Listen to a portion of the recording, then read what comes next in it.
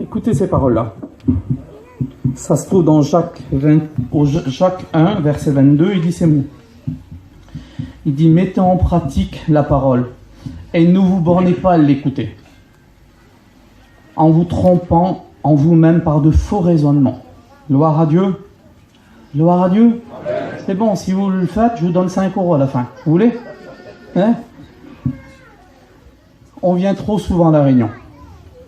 Écoutez ça, on vient trop souvent à la réunion. Et comme on vient trop souvent à la réunion, le message que nous avons écouté hier soir, merci Seigneur, parce que c'était vraiment bon. La réunion d'hier soir était vraiment bon. Gloire à Dieu. Amen. Merci Seigneur. Mais tu ne peux pas rester sur un repas que tu as mangé hier, parce qu'aujourd'hui, il va falloir que tu manges aussi. Amen. C'est vrai ou pas? Amen. Tu ne peux pas rester. Et donc, ce qui fera de toi que tu auras pris cette nourriture, c'est parce que tu l'as mangée. Elle te donnera les forces pour aujourd'hui. Parce que si tu ne manges pas, tu n'auras pas de force aujourd'hui. Gloire à Dieu. Mais on écoute trop et on ne met pas ça en pratique. Et pourtant, c'est ce que le Seigneur veut nous demander. Hein. Il dit, ne te borne pas d'écouter, parce que tu n'arrêtes pas d'écouter. Ah, c'est sûr et certain, maman, tu as écouté comment que c'était bien. Hein. Oui, mais le plus important, c'est pas simplement d'écouter. C'est de pratiquer la plus importante. C'est ce que le Seigneur nous demande. C'est notre part à nous. Parce que le Seigneur donne. On écoute, mais après en retour, il ne faut pas simplement qu'écouter, il faut dire maintenant, Seigneur, je veux que ma vie change. Je veux aller plus loin avec toi. Gloire à Dieu. Parce qu'il dit ces mots-là, car si quelqu'un écoute la parole de Dieu et la met pas en pratique, il est semblable à un homme qui a regardé dans un miroir son visage naturel et qui, après s'être regardé, s'en va et oublie aussitôt l'état, comment qu'il était.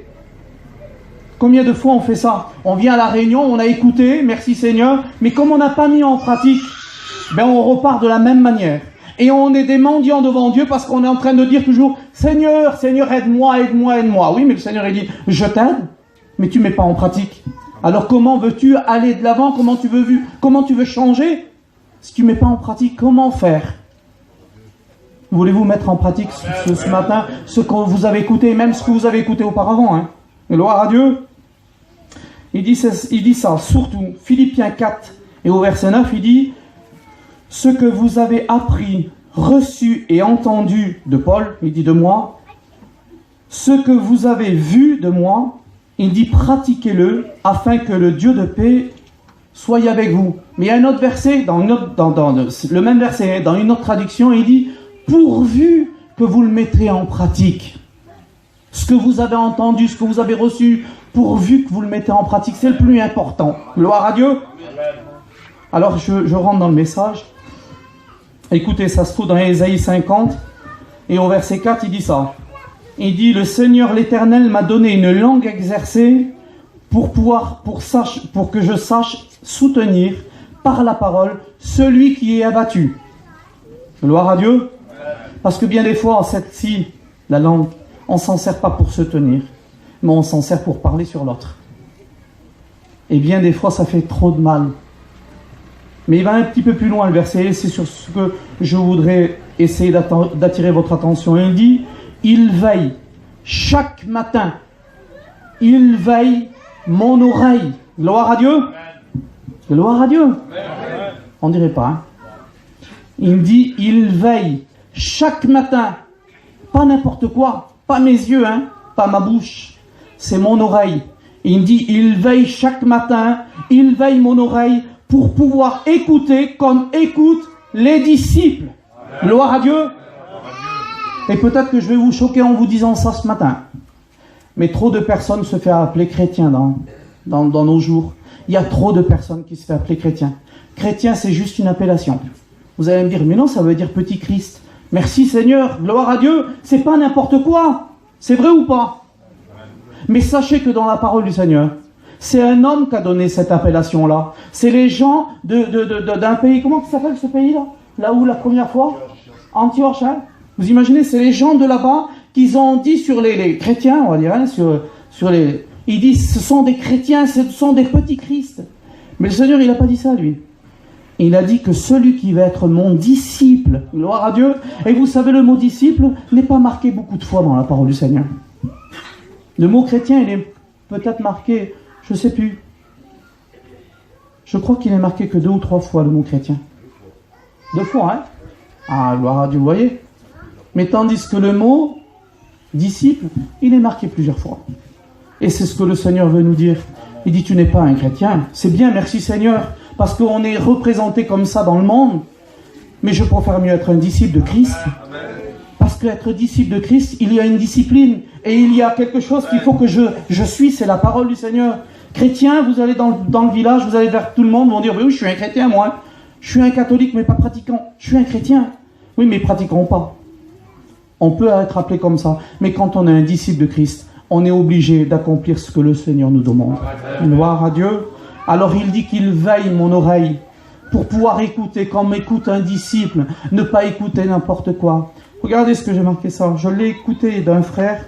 Il dit, le bon message pour toi ce matin, le bon message pour notre vie à nous ce matin, gloire à Dieu, c'est parce que nous voulons entendre. Parce que bien souvent, on veut entendre des choses pour notre vie que ça va toujours bien. C'est vrai ou pas? Mais le bon message pour notre vie, c'est parce que nous voulons entendre. C'est ce que nous avons besoin dans notre vie. Voilà le bon message. Gloire à Dieu. Parce que combien de fois, je vous le dis, souvent, on va dans le pot de verset, on prend un verset, on lit, on dit, ouh là là, celui-là, il n'est pas terrible. Alors je vais le rejeter, je vais en prendre un autre. Et je le lis, ouh, c'est pas peine. Alors des fois, on s'attend, le verset, il est grand comme ça, là. Hein. Mais c'est pas la peine, je le lis pas, il va me tuer. Hein, c'est la vérité, je le lis pas, il va me tuer, c'est pas la peine. Il va dire, allez hop, je le laisse. Et après, on prend un petit verset, il dit, oh, ne crains rien, je suis avec toi. Ah, celui-là, il est bon. Hein. Merci Seigneur, parce que je sais que tu es avec toi. Je sais que tu es avec moi. Oui, mais vous savez quand le Seigneur, il est avec nous? Vous savez quand le Seigneur, il est avec nous? Parce que le Seigneur, il aime bien et il dit, ne crains rien, je suis avec toi. Mais savez-vous quand il est avec nous? Dites-moi-le. C'est quand? Je ne sais pas si c'est le jour. Ça m'étonnerait. Gloire à Dieu. Voilà le verset que la parole de Dieu dit. Il dit qu'il est avec nous quand nous, on est avec lui. Quand on n'est pas avec lui, il n'est pas avec nous. C'est-à-dire, mais pourquoi alors, Seigneur, pourquoi t'as marqué ça? Ben oui, mais le Seigneur, il a marqué avant. Il dit, l'Éternel est avec vous quand vous êtes avec lui. Amen. Gloire à Dieu. Amen. Alors c'est bien beau de tirer le petit verset, de dire, ne crains rien, je suis avec toi. Oui, mais c'est bien, merci Seigneur. Mais est-ce que moi, Seigneur, je suis avec toi pour que toi, tu sois avec moi? Alléluia. Alors j'ai besoin d'avoir une oreille de disciple, pas n'importe laquelle, parce que celle-ci d'oreille, elle veille chaque matin. Elle veille chaque matin pour écouter. Pas ce que je veux entendre, mais pour ce que je veux écouter, pour ce que j'ai besoin dans ma vie. Et c'est ce qui fera transformer ma vie, ce que j'ai besoin. Alléluia.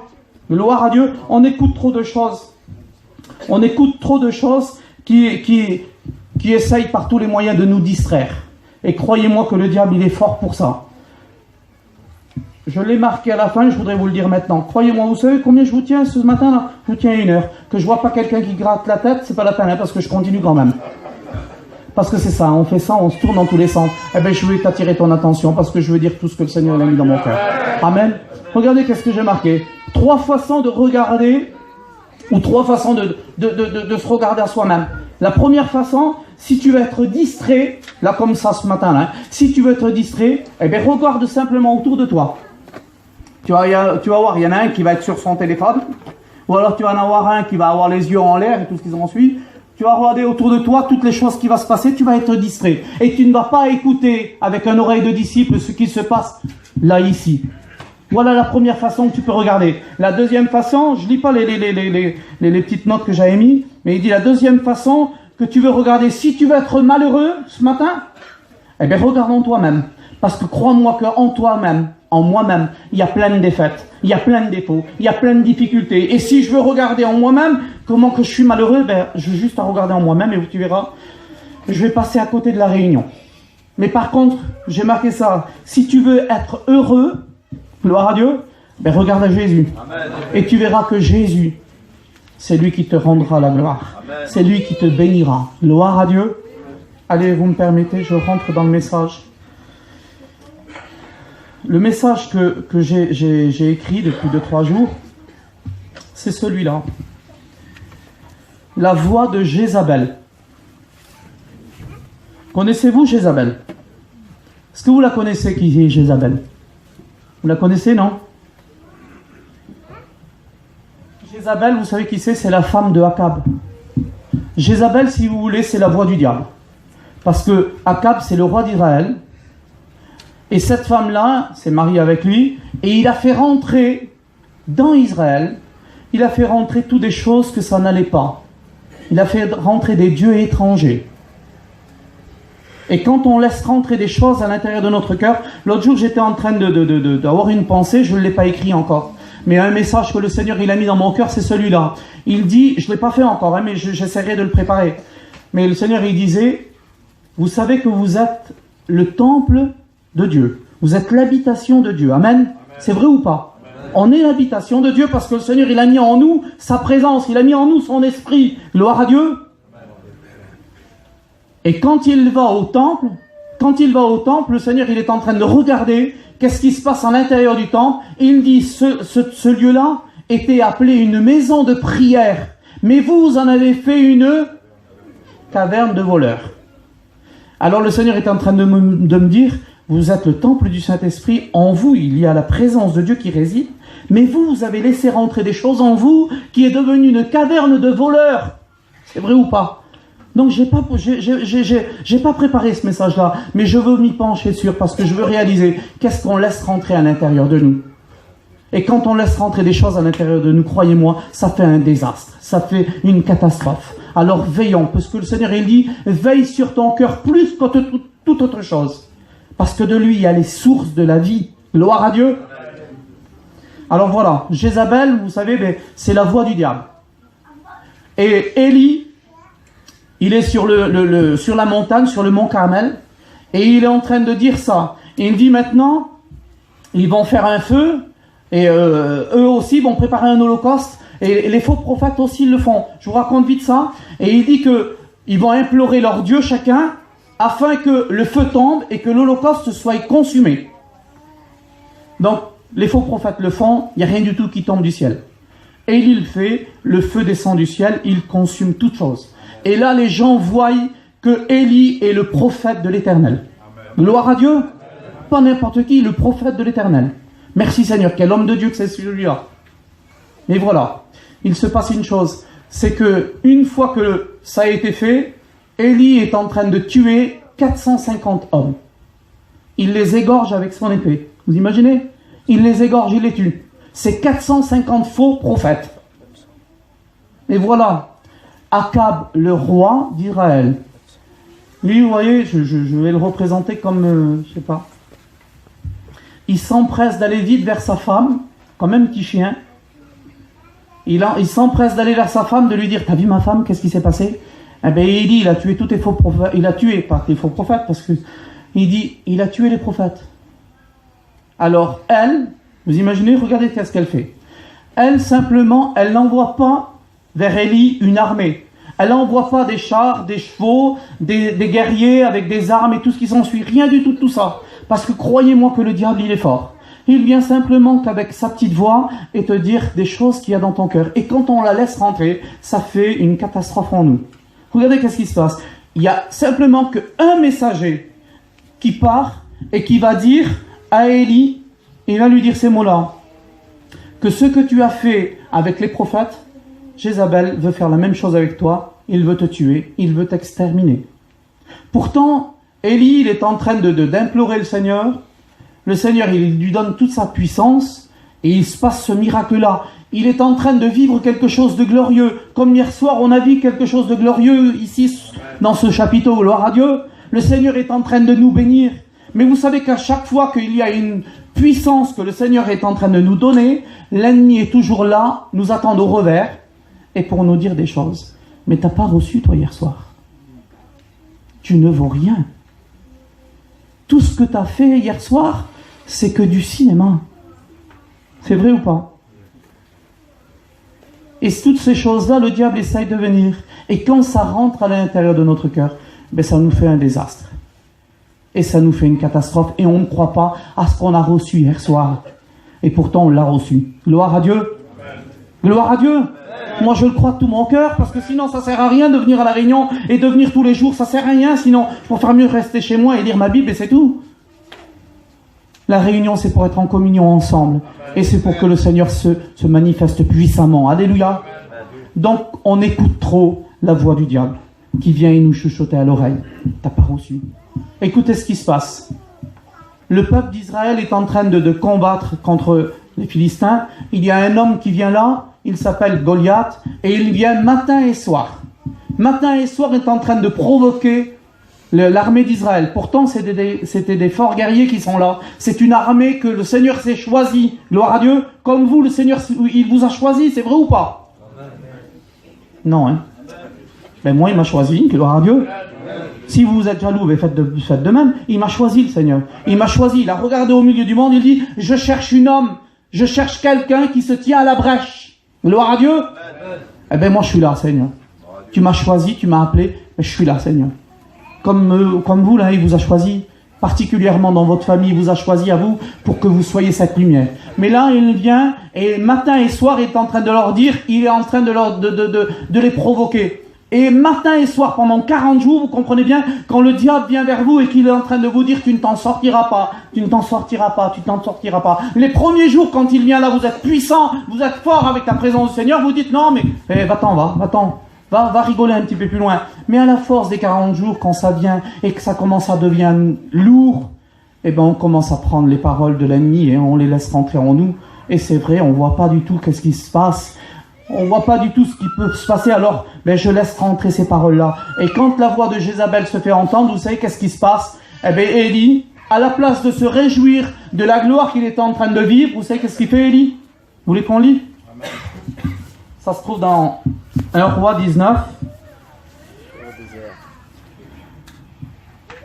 C'est dans, je ne vais pas vous le lire entier parce que je vais perdre trop de temps. Mais il dit que Élie, quand cette personne est venue pour lui dire que Jézabel va faire la même chose, vous savez qu'est-ce qu'il fait lui? Eh bien, Élie, il s'en va. Et il s'en va dans le désert. Il s'en va dans le désert et après une journée de marche, il s'assoit sous un genêt et là il demande la mort. Pourtant, mais Seigneur, c'est pas possible. Tu es un prophète qui est puissant, tu viens de faire voir la gloire de Dieu, le peuple, il est en train de voir que tu es vraiment dans la place où c'est que le Seigneur t'a mis, mais malgré tout ça, maintenant, avec tout ce que tu as vécu, mais c'est toi maintenant qui te retrouves à aller dans le désert, après une journée de marche par tes propres forces à toi, tu t'assis sous un genêt et tu es en train de dire « Seigneur, je veux mourir ». Vous imaginez? Il est en train de rentrer dans une dépression. Ça arrive, au milieu des chrétiens, de rentrer dans une dépression. Mais c'est la parole du Seigneur, ça me le montre. C'est la vérité. Il rentre dans une dépression. Pourtant, mais comment c'est pas possible? Non, mais pas Élie, pas le prophète, c'est pas possible. Il a fait des miracles, Élie. Hein? Miracles, Élie. Élie en a fait 8? Ouais? Ou alors c'est Élisée qui en a fait 8? Je crois qu'il a fait 4 miracles. C'est vrai ou pas? Élie, il a fait le double. Vous savez pourquoi? Élisée, hein? Il a fait le double. Vous savez pourquoi? Parce que quand il a demandé au Seigneur qu'il y ait sur moi une double onction, gloire à Dieu, qu'il y ait sur moi une double onction, Seigneur. Donc, le Seigneur, il a multiplié en 2 fois. Mais quand il a demandé ça, parce que quand je me suis penché sur ce verset-là, je sors du cadre, hein. Quand je me suis penché sur ce verset-là, qu'il a commencé à dire, mais Seigneur, pourquoi il veut une double onction, lui là? Qu'est-ce que ça va y servir à quoi d'avoir une double onction sur lui? Il n'en a pas assez avec une onction sur lui. Non, il veut une double onction, lui. Pourquoi alors, Seigneur? Ben, le Seigneur m'a dit ça. Il m'a dit, il a demandé une double onction, tu sais pourquoi? Une pour lui et une pour les autres. Parce que quand ça tombe sur toi, ça tombe sur les autres aussi. Gloire à Dieu. Voilà ce qu'il avait besoin. Il avait besoin de cette double onction pour donner sur les autres. Mais voilà, Élie, eh ben lui, il rentre dans une dépression. Et après une journée de marche, il est parti dans le désert. Personne ne lui a dit, hein. C'est lui-même qui a été se mettre dans le désert. Et quand il a commencé à marcher, ben, il s'est assis sous un genêt. C'est pas n'importe quoi. Regardez, le genêt, il est marqué 3 fois dans la parole du Seigneur. J'ai regardé un petit peu, et c'est une nourriture qui n'a pas plus amère que ça. Les racines du genêt, eh bien, il pouvait les manger. Il disait que c'est une nourriture qui est la plus misérable, la plus pauvre qu'il pouvait y avoir. Vous savez qui c'est qui mangeait ça, là? C'était simplement que les chameaux qui mangeaient le genêt dans le désert. Il n'y avait que les chameaux qui pouvaient demander ça, qui pouvaient manger ça. Il n'y avait rien d'autre chose. Et bien sûr, celui qui était dans le désert, malgré qu'il n'avait pas de nourriture, il était obligé de se nourrir après. Eh bien, il mangeait avec cette nourriture-là, la plus pauvre qu'il pouvait y avoir. Et pourtant, le Seigneur, ben vous savez qu'est-ce qu'on fait nous? On fait la même chose. Parce qu'à la place de se nourrir de le pain qui est descendu du ciel, alléluia, c'est qui pour vous? Maman, c'est pas peine. Soit le diable vous arrache la langue. C'est Jésus-Christ, alléluia. Le pain que le Seigneur il a fait descendre du ciel, c'est Jésus-Christ, alléluia. Mais nous, à la place de se nourrir de ce pain-là, quand on est dans la difficulté, on va se nourrir ailleurs. Et on va se nourrir de ses racines. Vous savez qu'est-ce que c'est? Le jeûner, ça symbolise quatre choses. Ça symbolise le désert, ça symbolise la solitude, ça symbolise l'amertume et ça symbolise le découragement. Il n'a pas été se mettre sous un autre arbre, il a été se mettre sous un genêt. Et parce qu'il était comme ça dans sa vie, il était tout seul, il était dans le désert, l'amertume était rentrée dans son cœur et le découragement était là.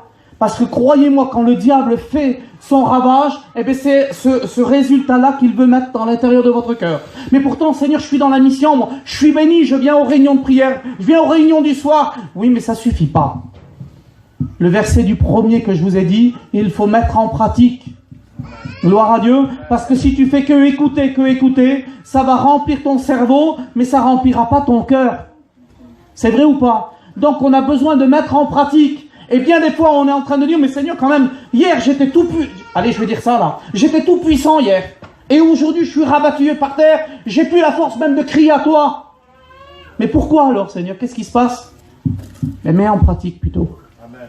Et arrête d'écouter la voix de l'ennemi, arrête de l'écouter, parce que quand Goliath, je reviens là, qui vient et qui commence à dire et toujours, à la fin ils l'ont cru, et l'armée d'Israël, pourtant ils avaient la puissance de l'Éternel en eux, hein. Mais malgré tout ça, ils n'ont pas bougé ils ont pas bougé d'un centimètre, tellement que la peur était en eux. Et bien des fois, l'ennemi, il est là pour nous neutraliser, pour nous mettre cette peur en nous et ne pas aller plus loin. Et là, on dit, mais comment on va faire pour combattre? Il suffit qu'il y ait un petit David qui se lève. Gloire à Dieu. Amen. Et quand ce David se lève, et quand il vient te porter une parole, mais cette parole-là, elle a une puissance en toi, alléluia. Et c'est cette pierre qui va pouvoir te donner pour que tu vas la jeter dans le front de Goliath. Alléluia. Gloire à Dieu. Amen. Gloire à Dieu. Amen. Goliath, il est mort à quel moment? Comment il est mort, Goliath? Dites-moi-le. Gloire à Dieu, hein. Il lui a coupé la tête. Parce que quand David a pris la pierre là qu'il a lancée, simplement il l'a assommé, hein. Et quand il l'a assommé, il est tombé par terre, il a pris l'épée et il l'a égorgé. Gloire à Dieu, c'est ce qu'il faut faire. Il ne faut pas simplement faire tomber l'ennemi, il faut l'égorger aussi. Gloire à Dieu, parce que c'est son boulot à lui. Je reviendrai là. Regardez qu'est-ce que j'ai marqué. Je voudrais vous montrer comment que l'ennemi, il est toujours là en train de nous décourager, de nous tuer. Je vous garde encore 10 minutes ou un quart d'heure, après j'arrête. Vous voulez? Regardez qu'est-ce qui se passe. Il dit, et c'est toujours la même attaque que l'ennemi va faire. Hein. Croyez-moi, c'est la même attaque qu'il faisait il y a 2000 ans ou 6000 ans en avant, que l'homme a 6000 ans. Hein, mais son attaque, c'était toujours la même. C'est le plus grand des menteurs. C'est le plus grand des illusionnistes. Je me suis posé la question un jour et je me suis dit, mais Seigneur, comment qu'il a fait? Parce que le mensonge s'est trouvé en lui, c'est vrai ou pas? Mais comment il a fait pour détourner? Alors, c'est facile pour nous, parce que nous, on est terre à terre, c'est vrai ou pas? On est de la terre, nous. On n'a jamais monté au ciel. Vous avez monté au ciel, vous? Jamais monté au ciel, moi. Mais au ciel, il y a des anges. Gloire à Dieu. Comment qu'il a fait pour pouvoir prendre avec lui des milliers et des milliers d'anges? Comment il a fait? Vous savez poser cette question-là? Parce que les anges sont devenus des démons, hein? Mais il y en a des milliers, des milliers, des milliers. Comment ils étaient dans le ciel, ils étaient en train d'adorer Dieu, ils étaient en train de servir Dieu, ils voyaient leur Créateur devant eux. Et lui, tout doucement, il est venu parler, chuchoter à leur oreille. T'as vu comment qu'il est, certainement, t'as vu qu'est-ce qu'il fait, comment Dieu il est, non, on va pas se laisser faire et tout ce qui s'ensuit. Et ça a rentré dans le cœur de ces anges, et au fur et à mesure, et il en a ramené un grand peu. Alors qu'est-ce qu'il peut faire avec nous, vous imaginez, hein?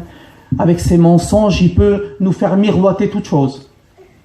Alors arrêtons d'écouter sa voix. Regardez, il dit que Dans Luc 10, au verset 30, il dit ça. Il y a un homme qui descend de Jérusalem à Jéricho.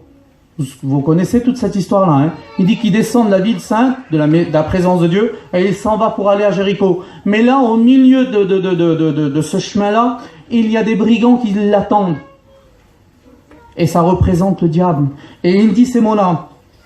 Et il dit qu'il tomba dans les mains des brigands là, qu'ils le dépouillèrent, ils le chargèrent de coups et le laissant à demi-mort. C'est vrai ou pas? C'est ça, hein? Mais regardez qu'est-ce que Jésus va dire dans Jean 10, 10. Il dit, le voleur ne vient que pour, dites-le, dérober, égorger et détruire. Vous êtes d'accord avec moi? C'est la même chose que cet homme vient de vivre là. C'est la même chose. Il vient, ils ont commencé à le dépouiller. Quand on dépouille quelqu'un, c'est qu'on lui vole tout ce qu'il a. C'est vrai ou pas? C'est la même chose que le diable fait. Il vient et il dépouille. Et une fois qu'il a dépouillé, il le roue de coups. Alors donc, ça veut dire qu'il commence à l'égorger. Et le laissant à demi-mort, il le détruit. C'est toujours la même chose. Alors maintenant, je voudrais rentrer dans le vif du sujet. Je ne connais pas ta vie. Je ne sais pas ce que tu es en train de vivre. Je ne sais pas qu'est-ce qui se passe chez toi. Parce que c'est bien beau, on peut avoir un visage ici à La Réunion qui est bien, qui est tout impeccable, mais que chez nous, on est en train de vivre l'enfer. C'est vrai ou pas? Parce qu'on écoute trop la voix de l'ennemi. Ah mais j'ai été béni, vous savez. Avec ma compagne, on a toujours dit ça. Combien de fois elle m'a dit, mais t'es un voleur de bénédiction. Parce que bien des fois, elle est là, hein, je peux vous le dire, on a été bénis. Et bien des fois, après la réunion, surtout après le culte, ça se passe, hein, parce que l'ennemi, croyez-moi qu'il est très très très bon. On va dire un mot qui sort de notre bouche, mais ça ne voulait pas dire ça, mais on a voulu le dire. La personne qui est en face de nous, on l'a détruit en 5 minutes. Et après la personne, on dit, mais comment? Et tu m'as volé la bénédiction que j'avais eue ce matin, j'ai été vraiment béni. Combien de fois elle me l'a dit? Ça sort de notre bouche à nous, vous imaginez? Prenons garde, je vous en supplie. Ce matin, on est là pour devenir meilleur, pas pour devenir pire. On est là pour arranger notre vie. On est là pour écouter de l'oreille du disciple la voix de Jésus, pas la voix de l'ennemi. Arrêtons, disons stop, je ne veux plus t'écouter. Parce qu'à chaque fois que je t'écoute, je vais toujours dans des endroits où c'est que ça va pas. Je suis toujours mal, je suis toujours dans la difficulté. Et quand on tombe dans les mains du brigand, eh bien on est toujours roué de coups, on est toujours dépouillé. Il nous a volé. Et croyez-moi, ce qui nous a volé le plus ce matin, et que je veux appuyer dessus, c'est la prière. Et bien des fois on dit, mais Seigneur, donne-moi la prière. Je ne sais pas. Ça m'étonnerait que le Seigneur va nous donner la prière. Hein. Ne vous trompez pas, il ne vous la donnera pas la prière. Parce que vous savez, je réalisais ça ce matin encore. Une personne qui aime la présence d'une autre personne va passer du temps avec. C'est vrai ou pas? Pour pouvoir aimer la prière, il faut aimer Dieu. Gloire à Dieu. Parce que si on n'aime pas Dieu, si on n'aime pas sa présence, c'est lourd pour nous. Et quand il faut prier, on est en train de dire au bout de 5 minutes, mais il n'y a que 5 minutes que je prie. C'est lent, hein? C'est lent. 5 minutes, vous imaginez? On dirait qu'il y a au moins 2 heures que je suis là. Il y a 5 minutes qui viennent de se passer. Allez, c'est bon, hein, Seigneur, allez, je m'en vais. C'est la vérité ou pas? Quand on aime la présence de Dieu, on ne regarde plus la montre. Mais on est en train de lui dire, Seigneur, je veux être là avec toi dans ta présence. C'est ce qui fait du bien à mon âme, Seigneur. Je vous le dis de la part du Seigneur, je trahis un secret de ma vie. Je le trahis, tant pis. Tous les matins, je me lève. Vous savez quelle heure il est 6h, 6h30. J'aime passer du temps avec Dieu. C'est ma vie. Je ne veux pas que quelque chose vienne interrompre ce moment avec mon Dieu. Je ne peux pas le faire après. Parce que quand ma compagne est levée, ou alors... c'est fini pour moi, je ne peux plus lire et je ne peux plus être dans la présence du Seigneur. Mais à ce moment-là, je suis seul avec lui. Et comment que c'est bon, si vous saurez comment que c'est bon, d'être seul avec lui. Parce que c'est une vie qui est cachée en lui, alléluia. Et c'est ce que j'aime le plus. C'est quand on aime la présence de Dieu, on aime être avec lui. Et on aime parler avec lui. Parce que bien des fois on dit, mais prier c'est lourd. Mais non, parler c'est simplement parler. On aime parler avec les gens pendant des heures. On aime parler pendant des heures avec des gens. Et avec lui, on n'aime pas parler. Le diable nous a volé ça. Il nous vole cette prière que le Seigneur, justement, on aimait sa présence. Mais maintenant, on ne peut plus passer ce moment avec lui. Et si vous saurez comment que le Seigneur renouvelle les forces pendant la marche, Gloire à Dieu. Alors ne te laisse plus te dépouiller, ne te laisse plus enlever, ne te laisse plus trop ce qu'il t'a donné le Seigneur. Pourquoi tu le laisses voler ce que Dieu t'a donné? Il t'a donné des valeurs, mais des valeurs sûres. Gloire à Dieu, parce que quand Dieu donne des valeurs, c'est du sûr, c'est du vrai, c'est du concret. Gloire à Dieu. Amen. Mais malgré ça, on est, vous savez comment qu'on est? Je reviendrai dessus. On est comme le verset d'Apocalypse 3 et au verset 14, il va dire ces mots-là. Ainsi parce que tu es tiède et que tu n'es ni froid et ni bouillant. Excusez-moi du mot, mais c'est la Bible, c'est la parole de Dieu. Moi, je ne peux pas aller au-delà. Je lis ce que la Bible me dit. Il me dit, je te vomirai de ma bouche. Vous imaginez? Je ne sais pas moi comment c'est, j'en bois pas du café, j'aime pas du tout le café. J'ai essayé pour des copains ou parce que je vais chez eux et ils m'offrent toujours un café, alors j'essaye de le faire. L'autre jour aussi encore j'ai réessayé, mais j'essaye d'en boire un petit peu, mais ça passe pas, j'aime pas du tout. Mais pour un buveur de café, on m'a toujours dit ça, il faut qu'il soit brûlant. Parce que s'il est tiède, ça donne envie de vomir. C'est vrai ou pas? Je sais pas, moi j'en bois pas, mais celui qui aime ça, il faut qu'il soit brûlant. Il y a la langue de ma femme, c'est un serviteur. Son fils, vous savez qu'est-ce qu'il a dit? Il dit, mais t'as la langue d'un trisomique. Tellement que tu bois le café, mais il sort du feu, là, il est brûlant, il boit comme ça, là, comme si rien n'était. Vous imaginez? Alors je sais pas, mais si le Seigneur est en train de nous dire, tu n'es ni froid et ni bouillant, tu es tiède. Parce que vous savez, quand on veut quand même être avec le Seigneur, on est bien, on est tiède, on est bien au Seigneur. Je viens quand même à la réunion, hein. Seigneur, j'écoute quand même ce que tu es en train de me dire, mais Seigneur, quand même, tu vois, aussi quand même, il y a des choses qui m'attirent au dehors aussi. Alors je suis entre les deux là. Mais quand on est entre les deux, ça va pas. La Bible dit ça, puisses-tu être froid ou bouillant? C'est tout. Il n'y a pas le milieu, il n'y est pas, ça n'existe pas avec le Seigneur. Il ne le veut pas. Et le diable essaye par tous les moyens de te faire miroiter que tu as une vie peut-être avec le Seigneur brûlant, mais à l'intérieur de toi, c'est tiède. Et de la tièdeur, je n'en veux pas. Je veux dire non, je veux avoir une vie brûlante avec Dieu. Vous voulez-vous? Et c'est pour ça quand on vient à la réunion qu'on est en train de dire faut prier, faut prier, faut prier. Et il n'y a personne qui prie. Vous allez dire, oulala, il est fort. Hein. Mais on n'est pas là pour vous passer de la pommade. Écoutez voir ça. Il y a très très longtemps de ça, j'ai écouté ce songe-là qu'un homme disait. Il disait qu'il s'avait retrouvé en enfer. Et quand il s'est retrouvé en enfer, il y avait plein de personnes qui étaient autour de lui. Et là, il y avait un homme qui était en train de regarder et de pousser les gens de les regarder dans le visage. Et il faisait ça, et au fur et à mesure, mais il est tiré comme ça, il regardait. Et cet homme-là qui s'est retrouvé en enfer et qui regardait cet homme-là faire, il était en train de dire ça. Il s'est approché de lui, il me dit, monsieur, il dit, qu'est-ce que vous cherchez? Pourquoi vous êtes comme ça? Et le monsieur est en train de dire ça. Il dit, je cherche le pasteur qui m'a passé de la pommade. Vous imaginez? Je cherche le pasteur qui m'a passé de la pommade. Parce que quand on passe de la pommade, ne crains rien, va, le Seigneur il est avec toi, il va te bénir, ne t'inquiète pas. T'as fait ça, mais c'est pas grave, va, le Seigneur il va te bénir. Oui, mais aussi, non.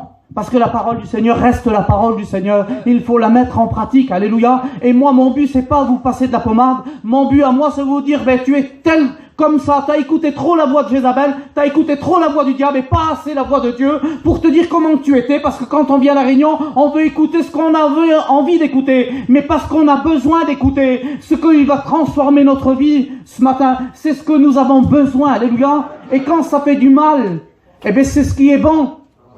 Parce que c'est ça qui va nous remettre en place. Parce qu'à la force de dormir, de s'endormir, quand on vient à la réunion, on ne ressent plus rien. Et après, on est en train de dire, mais il y a combien de temps que je ne ressens plus ta présence, Seigneur? Pourtant, je prie, Seigneur, mais comment ça se fait que je ne sens plus ta présence? Tu sais pourquoi? Parce que tout doucement, tu t'es endormi.